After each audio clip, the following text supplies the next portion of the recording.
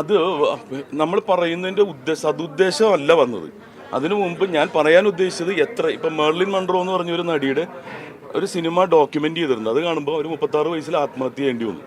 അപ്പോൾ അത് എന്തുകൊണ്ടാണ് അതൊരു പാഠമാണ്. ഞാൻ എൻ്റെ സീനിയേഴ്സ് പറയുമ്പോൾ എനിക്കറിയില്ലാത്ത സീനിയേഴ്സായിട്ടുള്ള ആൾക്കാരുടെ കൃത്യമായിട്ട് അവരുടെ കാര്യങ്ങൾ ഞാൻ കേൾക്കാറുണ്ട്. കാരണം അത് നമുക്കൊരു ഗുണപാഠമാണ്. അപ്പോൾ ആ ഉദ്ദേശമാണ് ഉദ്ദേശിച്ചത്. പക്ഷെ ഒരിക്കലും നസീർ സാറിനെ പോലെ ഒരാളെ അങ്ങനെ പറയാൻ ഞാൻ യോഗ്യനുമല്ല. പക്ഷെ അങ്ങനെ തെറ്റിദ്ധാരണ ഉണ്ടായതിൽ എനിക്ക് വളരെയധികം വിഷമമുണ്ട്. അതുകൊണ്ട് തന്നെയാണ് ഫൗണ്ടേഷൻ്റെ ആൾക്കാർ, അത് സുരേഷ് ഏട്ടൻ എന്ന് പറഞ്ഞാൽ എൻ്റെ ബ്രദറിനെ പോലെയാണ്. മേനക സുരേഷ് ഏട്ടൻ ഏതൊരു പ്രശ്നം വരുമ്പോഴും എൻ്റെ കൂടെ നിൽക്കുകയും അല്ലാതെ വ്യക്തിപരമായിട്ടുള്ള കാര്യങ്ങൾക്കും ആദ്യ സിനിമയിൽ ചാൻസ് ചോദിച്ച് ചെല്ലുന്നത് സുരേഷ് ഏട്ടൻ്റെ ഒപ്പമാണ്. എനിക്ക് ഏഷ്യാനെറ്റ് സപ്പോർട്ടിംഗ് ആക്ടർ അവാർഡ് കിട്ടിയപ്പോൾ തന്നത് അദ്ദേഹമായിരുന്നു. അദ്ദേഹത്തോട് ഇമോഷണലായിട്ടൊരു അറ്റാച്ച്മെൻ്റ് ഉള്ള ഒരാളാണ്. അപ്പോൾ അദ്ദേഹം ഇടപെട്ടിട്ട് ഒന്നും പേടിക്കേണ്ട, എല്ലാം കാരണം വളരെ സ്വീറ്റായിട്ടാണ് നസീർ സാറിൻ്റെ തൊട്ടടുത്ത ബന്ധു ചേട്ടനിമാരും മക്കളുള്ള ഒരാളായ ഫൈസലേക്ക് എന്നോട് പെരുമാറിയതും.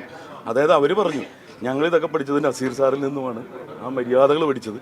ചീത്ത പറയുന്നവരെ നിങ്ങൾ വിട്ടേക്ക്, ഞങ്ങൾ പഠിച്ചിട്ടുള്ളത് നന്നായിട്ട് പെരുമാറുക, സഹായിക്കുക എന്നുള്ളതാണ് എന്ന് പറഞ്ഞു. അപ്പോൾ അതിൽ വിഷമമുണ്ട് എനിക്ക്. തീർച്ചയായിട്ടും ആ ഫൗണ്ടേഷൻ്റെ മെമ്പർഷിപ്പ് എടുക്കണമെന്ന് പറഞ്ഞു. ഞാൻ മെമ്പർ ആവുകയാണ്.